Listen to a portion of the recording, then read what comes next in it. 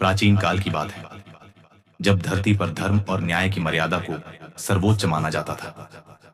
उशनगर नामक एक सुंदर और समृद्ध राज्य था, जहां राजा शिव शासन करते थे। राजा शिव कोई साधारण शासक नहीं थे।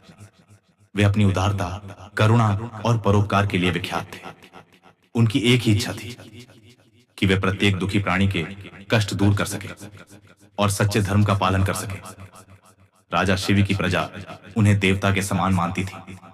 कोई भूखा न रहे, कोई दुखी न हो, कोई असहाय न रहे, यही उनका संकल्प था।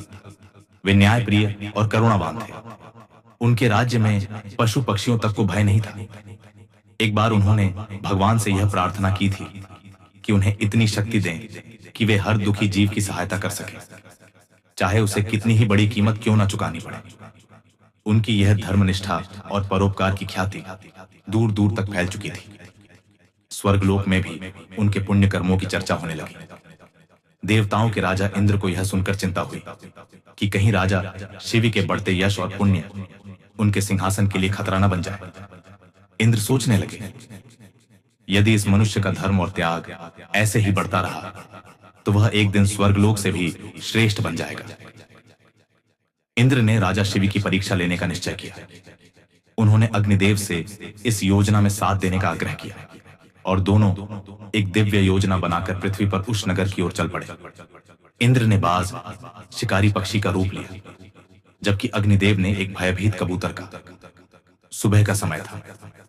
राजा शिव अपने बाग में ध्यान लगा रहे थे, जब अचानक एक भयभीत कबूतर कांपता हुआ उड़ते उड़ते आया और सीधे राजा की गोद में गिर पड़ा। वह भयभीत था, उसकी सांसें तेज चल रही थी और उसने राजा के वस्त्रों में खुद को छिपा लिया। राजा ने उसे स्नेहपूर्वक उठाया और सांत्वना देने लगे। तभी आकाश से एक विशालकाय बाज तेजी से नीचे उतरा और राजा के सामने आकर बोला, राजन, वह कबूतर मेरा शिकार है। मैं बहुत भूखा हूं, कृपया उसे मुझे सौंप दीजिए ताकि मैं अपनी भूख मिटा सकूं। राजा शिव ने गंभीर स्वर में कहा, यह कबूतर मेरी शरण में आया है और मैंने इसे अभयदान दिया है। धर्म कहता है कि शरण में आए प्राणी की रक्षा की जाए। मैं इसे तुम्हें नहीं सौंप सकता।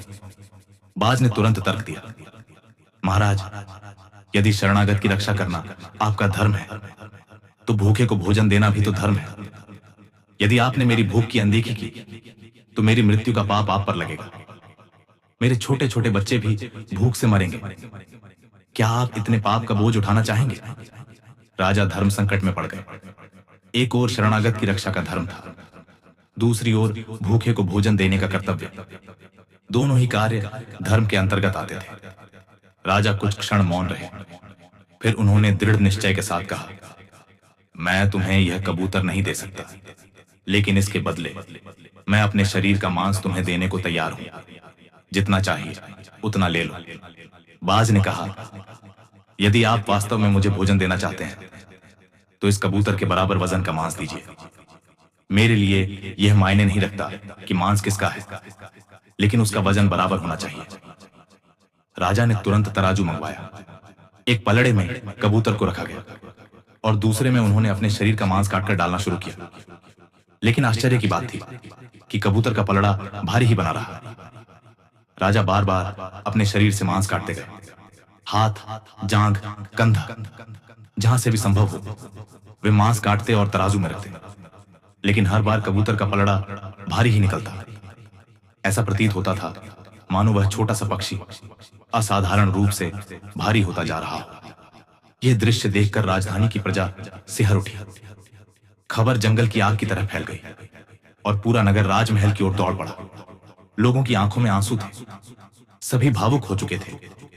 वे अपने प्रिय राजा को इस अवस्था में देखकर विचलित थे, लेकिन राजा के चेहरे पर कोई शिकन नहीं थी।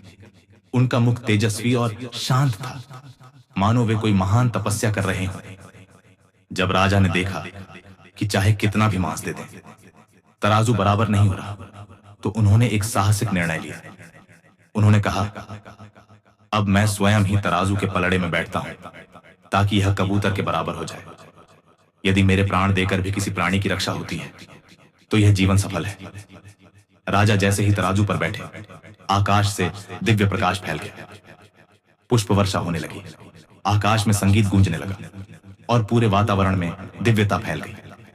उसी क्षण कबूतर और बाज अदृश्य हो गए और उनके स्थान पर देवराज इंद्र और अग्निदेव प्रकट हुए। इंद्र ने भाव विभोर होकर कहा, महाराज, हम आपकी परीक्षा लेने आए थे। मैं बाज बना और अग्निदेव ने कबूतर का रूप लिया। आप सचमुच महान धर्मात्मा हैं। आपने यह सिद्ध कर दिया कि सच्चा धर्म केवल वाणी से नहीं बल्कि कर्म से निभाया जाता है। आप जैसे परोपकारी और निस्वार्थ व्यक्ति ही धरती पर जन्म लेते हैं ताकि धर्म की मर्यादा बनी रहे। राजा शिवी ने विनम्रता से सिर झुकाया। उसी क्षण उनका शरीर पूर्ण रूप से ठीक हो गया, जैसे कुछ हुआ ही ना हो। दोनों देवता मुस्कुराते हुए आकाश में विलीन हो गए, लेकिन उनके पीछे छोड़ गए एक अमर प्रेरणा, धर्म, करुणा और त्याग की।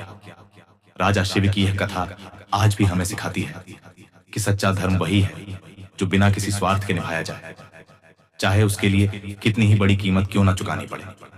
यदि आपको यह प्रेरणादायक कथा पसंद आई हो तो कृपया इसे लाइक करें, शेयर करें और ऐसी ही और प्रेरणादायक कथाएं सुनने के लिए चैनल को सब्सक्राइब जरूर करें।